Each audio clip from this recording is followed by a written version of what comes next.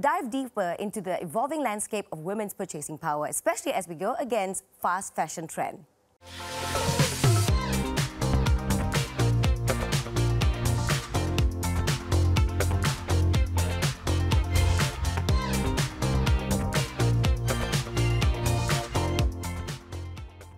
Hello folks, welcome to another episode of Women Talk Season 5, and I'm glad to have you with us today because we're going to be talking about a topic that I love, but with a twist. So, I'm going to start off with this. It's kind of hard to ignore the big old elephant in the room. The whole fashion system is kind of built around this idea of keeping us wanting to buy new stuff all the time. But in the end, it creates a ton of waste. And let's face it, a lot of so-called efforts from brands totally miss the mark, you know? And they just pretend that this overconsumption is not happening, which is why I'm very glad to have two amazing ladies with me today to talk about this topic and dive deeper into this topic. We've got Najah Oh, founder and principal sustainability consultant of Fashion Fidelity. Welcome, Najah Oh. It's the play of words that I love. How did you come with Fashion Fidelity? Hi, Sazzy. That's a lovely introduction. It's Najah On, and I am the founder of Fashion Fidelity. I came up with Fashion Fidelity because I wanted to talk about the truth about fashion. So it's like a play in the word. Yes. Fashion, infidelity, fidelity, Fashion truth. Fidelity. So yeah. I have to say it really slowly just to make sure I don't mess it up. And then we've got Bae Dusay. I've seen you on social media. You're a very pretty in person. You are an entrepreneur, content creator, and you are a co-founder of Loop, the go-to service for rehoming pre-loved pieces out of your hands. There you go. I am. All right. So, Bae Dusay, what do you mean by go-to service for rehoming pre-loved pieces out of your hands? Is it a physical shop? Is it an online platform? So basically what Loop is Loop is a physical store in Tonton. The reason we call it Loop is because we're all about circular fashion. Circular fashion basically meaning you don't buy something, wear it, and then it ends up in the landfill instead of you buying something, wearing it, and once you no longer see value in it or you can no longer fit, or for whatever reason that you no longer want this piece, you can bring it into Loop once you make an appointment. And basically what we do is we help people to sell their unwanted clothing and we give it a second life through reselling it in our store. We work on a consignment model, which I think we're one of the first clothing stores to do this. Usually you hear consignment with luxury bags. People will consign their pre-loved luxury bags. That's been going on for quite a while. Yes, but there wasn't a system for that for clothing. Just your regular clothing that we wear every day. Sometimes your office dresses that are nice, that you've spent money investing, and that you don't want to just donate and you don't know where it ends up. So that's where Loop comes in. Nice, and I love the location. It's very good for me. But are you looking to opening more stores across KL, for example? That's the dream. The dream would to be able to expand across Malaysia.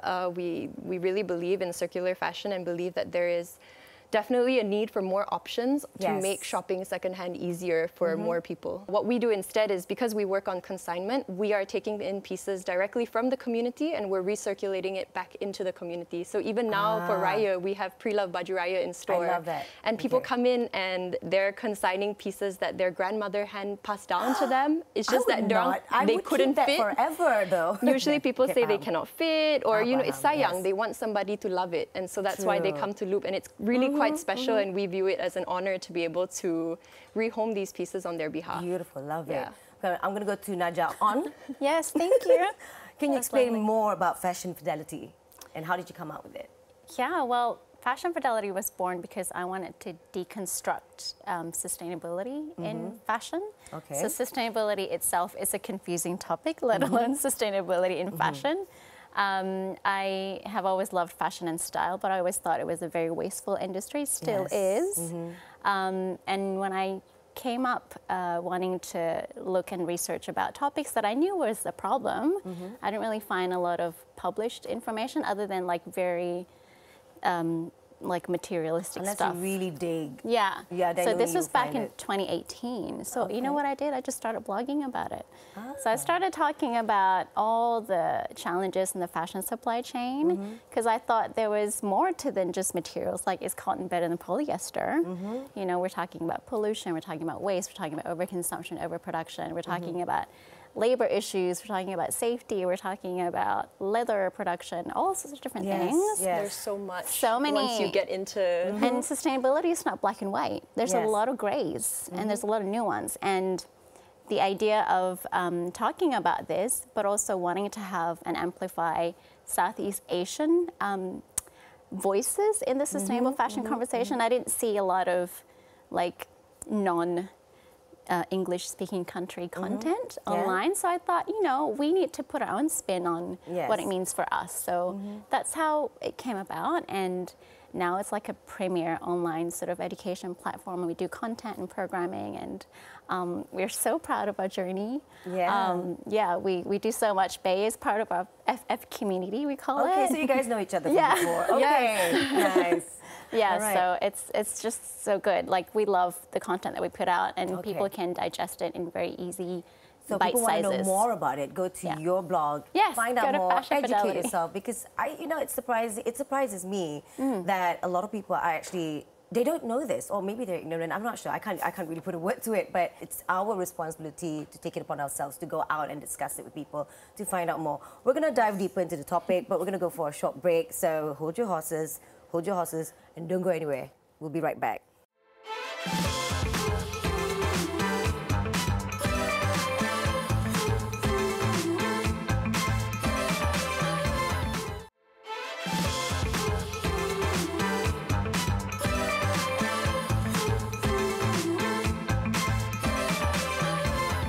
Yes, we are back, and we're talking about going against the fast fashion trend. Bay, how can consumers distinguish between brands that genuinely promise or prioritize sustainability versus those that engage in greenwashing? It can be very confusing because they look like the same thing sometimes. I think for bigger brands generally, it really comes down to how transparent a brand is. They can make a lot of claims. It's very easy to say, I do this and I recycle and all of this, but without data to back it. And usually I think for the bigger companies, especially these large fashion companies, I think you can generally tell by how transparent they are in answering their questions. So usually it's easy to put a blanket statement and say, yes, we do recycle, but whether or not you can back that. I think usually brands who do good are very happy and very proud to show you the good that they do, because they're very transparent. Really what we do. Exactly. And so I think as a consumer, that's on us to, you know, we can Google everything these days, whether you want to scroll on TikTok or whether you want to read articles online. There's so many options for how to educate yourself. But at the end of the day, I also think it comes down to our intention as consumers. Why are we buying? If we're buying just to do another big haul, it's not going to matter if we're shopping from a more sustainable brand or a less sustainable brand. If our intention is to just, you know, it's been a couple weeks since I bought my last piece. It's time to go on another shopping spree. That should never be our intention when we're shopping for clothes. So I think, as with all things, it starts with how we're approaching things as a consumer as well. I think it's also about the bigger picture. A lot of people, they're like, no, they stop at, I just want to look good, but they don't think about what else. By just wanting to look good, what else is created or what are we sacrificing just to look good? And for me, it's the environment, you know? So for other people, it might be this about, well, the big picture will be environment as well. And then we do have big or large fast fashion companies that claim that they do recycle, and in the end you find out, well, I found out personally that they actually go to the landfill. So what sort of advice would you give to the consumers to if, like, let's just say, like, now by watching this show they're realizing, oh, you mean there's more to it? What sort of advice would you give them for them to educate themselves more about it? I would say to definitely go and read up on all the resources online. Check out Fashion Fidelity. They have an incredible resource. Again, to bring back that, I love the nuance you bring into the sustainable fashion conversation, especially because you bring in a local perspective, and that's something that's so needed. But beyond that, just looking into our own wardrobes and realizing that there's more than one way to wear what we already own. We don't always need to have something new. Sometimes you can just style something in a new way that you've never done before, and that can feel exciting as well. I think just having a lot more intention and a lot more thought into why do we buy certain things, or do we even need to buy certain things? It's a very fine line between, you know, also getting the consumers to feel like they need more and want more. What are your thoughts on that, Naja? I'm sure you're aware of all these small companies that they do this, but what are your thoughts on that, basically? Then we'll roll from there. I think the overproduction, overconsumption principles that a lot of fashion houses have is not sustainable for the planet or the people. And I think a lot of young people now has said, you know what, I want to do something about it. And I want to actually go against the grain. So we have a lot of fashion graduates who don't actually want to, like, you know, go and work in big companies and, like, you know, more times have changed. Come out with different designs so many times a year, that kind of stuff. And they actually want to use their influence, for example, as a fashion designer, to then actually make people think about the impact of the clothes that they're wearing. So you can still like wear something that supports, for example, small batches, small production. And I really do believe in what I call business with purpose. So, you know, a lot of, not just young people, like this is the way businesses should be. Like if you start a business now, it needs to tell a story, and your customers will actually go on that journey with you if you still tell an honest story, transparent story, and your purpose is bigger than the product. So for example, like you might have a zero waste designer who wants to really tell a bigger story than just the clothes that they're making. And so, you know, that's one element of it. And I think we should be supportive, but at the same time, we should probably also, again, as Bae said, be intentional in what we want to consume. It's all about style, not necessarily about fashion. And really think about the impact of our consumption. We at Fashion Fidelity, we always say, we're not here to judge your consumption. We're just asking you to to consume differently and consume slower. And that should be really the case for everything that you do. We do that with our food, you know, like we look after our bodies, we look at the labels on our food. Why doesn't a piece of clothing have a label? True. Of what it's made out of. Or it does have a label, but most of us don't understand what that means. It's confusing. What's polyester versus cotton or versus silk. And that's why we're creating more awareness of it. I mean, even with, I think there's also campaigns out there where they're telling us to look at, when buying food or buying things off the shelves, to look at the ingredients. So it's the same thing with fashion as well. One of the reasons why most of the clothing end up going to landfills is because our clothes are made up of blends of fabrics. It's not just... So they can't recycle? They can't break it down to be able to become its purest form. Correct me if I'm wrong, Naja, but that tends to be why it's so complicated to recycle fabric. It's not just like paper that you can recycle and it's only made out of one material. Fabric tends to be a combination, and so it's much more complicated than I think it seems from the surface. It is, it is. We're going to go for a break, but I dare you to Google landfills fashion. You're going to be just shocked to see the picture, because I did that and I was like, okay, something's got to change. And maybe by inviting our viewers to see that, then might just put a whole new perspective into fashion and fast fashion. We're going to go for a break. We'll be right back. Don't go anywhere.